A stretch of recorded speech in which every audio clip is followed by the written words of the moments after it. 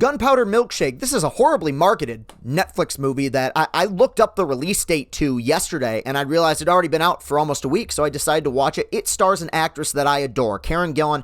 I think she is so talented. I think for an actress who's been in a bunch of high-profile stuff, I mean, she's been in Marvel movies, she was in Avengers Endgame.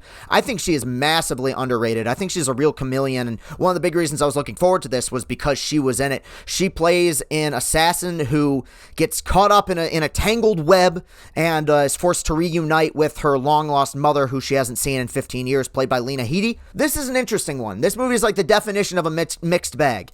I can't say I loved it, because I didn't, but I enjoyed it, and gosh darn it, the movie really tries, and I appreciated it for trying, because I feel like I've seen a lot of movies this year that didn't. It goes for it, it fails in many ways, but it also succeeds in a lot of ways, and we'll talk about those right now. I think Karen Gillan is great in this. I think she's really, really sensational. I think she's actually, again, I think she'll be underappreciated for this performance, because she plays a character that doesn't have a ton of dialogue necessarily, doesn't show a lot of broad emotions, and yet she does a great job of portraying just subtlety in her eyes and in her face. She doesn't have to do a bunch of loud overacting. She's just, you can tell when she's in pain. You can tell when she's excited just based on a look. And I think that's a sign, that subtlety is the sign of a really great actress.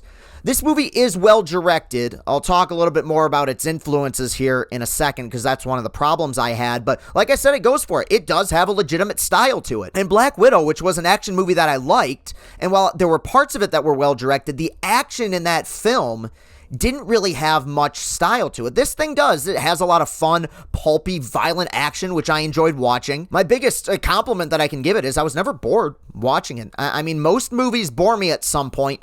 Its pacing gets a little bit wonky, but I was always interested in what was going to happen next. And I think a big reason for that is that the rest of this cast is really committed. A lot of famous people in this. Lena Headey, who was in 300, and she was on Game of Thrones. Angela Bassett, Carla Gugino, Michelle Yeoh, the great Paul Giamatti is in this. Like, a lot of really good character actors playing small roles, and they're all really committed. It was fun to watch. I like the color scheme to this movie. It reminded me, at least in the beginning, and a little bit at the end, of my favorite movie of last year, which was Emerald Fennell's A Promising Young Woman. Just the color scheme of it, everything popped. A lot of bright reds and bright oranges and bright pinks. It was a nice movie to look at. There are a lot of things I enjoyed. Like I said, any movie that holds my interest for however long this movie was, I think it was about an hour and 50 minutes, deserves credit. But I can't ignore the fact that this movie really doesn't have an ounce of originality, and it so clearly, so desperately is trying to be a female John Wick. I mean, I could go like scene for scene and point out the moments in which it's ripping off one of, if not all, of the John Wick movies. I mean, it's very, very blatant. It's one of the reasons why I didn't watch that Bob Odenkirk movie, Nobody, because it's like, yeah, this is more of the same thing. It's like trying to cash in on that John Wick money. It really is amazing that those movies, you know, the first one was just this low-budget film, have really kind of changed how films, especially action films, have been directed in Hollywood over the last several years. You know, all the way down to this one has that secret fraternity of assassins. You know, its influences are apparent, but I think it believes that it's something new and fresh when it isn't. That's the big problem. It's not like Tarantino, who wears his influences on his sleeve, but kind of blends all those influences together and creates something new and fun and original. Here, it's like it's a lot of John Wick, it's a little bit of Quentin Tarantino, it's a little bit of Edgar Wright, you know, some Baby Driver vibes kind of mixed in there. And well, some of it meshes, some of it doesn't, and I couldn't help but watch this movie and think, yeah, you know, I'm having fun and I am enjoying the experience, but it's not anything new. But one big problem I have with it too is I like the way it was going. I like the pace. And while, like I said, I was never bored, there's a moment where the movie like ended. Like the big final action sequence was there. And I'm like, oh, well, okay, that's a pretty solid film. And I actually like that quite a bit.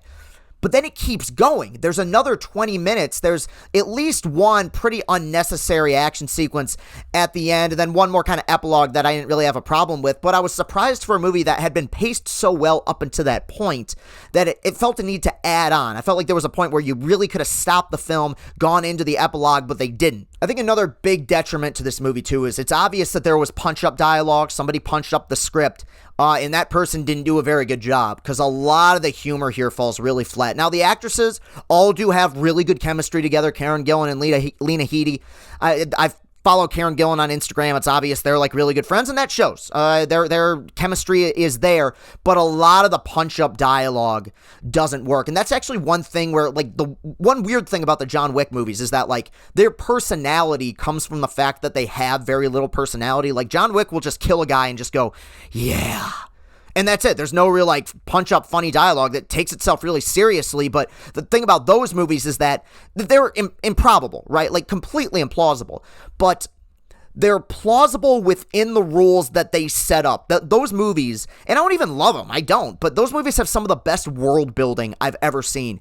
Here, there's moments that, even within the realm of the universe that it exists in, are really, really far-fetched, and they take you out of the movie. There's an action sequence in the middle involving driving. It's not quite a car chase, where I was like, okay, come on, you're jumping the shark a little bit here. You know, I'm between a 6 and a 7. I guess because I don't know if I would ever watch this again, and because of how blatantly it rips off other films and other genres, I'm gonna give this a 6. But for a Netflix watch, I do actually recommend it. I think everyone's committed, everyone gives a good performance, and there's some fun action. I think you watch this on like a Saturday afternoon, you'd be like, hey, you know what, I actually like that quite a bit. So that'll do it for this review. Hit that like button, hit that subscribe button. Let's get those watch hours up.